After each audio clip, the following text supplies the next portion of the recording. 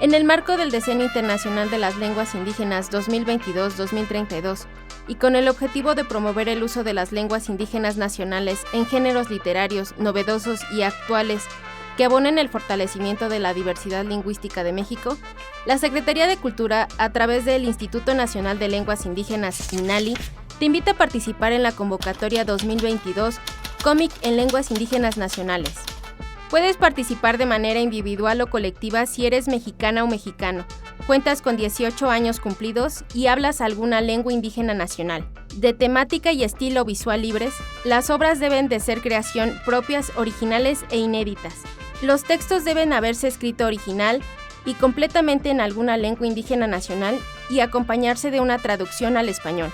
Se entregarán premios de 100,000, 80,000, 60,000 y 30,000 pesos mexicanos a los primeros 4 lugares respectivamente. Accede al micrositio de la convocatoria y al formato de registro a través de www.inali.gov.mx. Si tienes dudas o requieres más información, escribe a convocatoria.comic22@inali.gov.mx. Tienes hasta el 29 de julio para inscribir tu obra.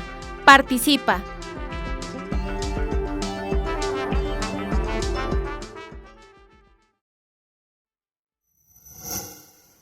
Gobierno de México.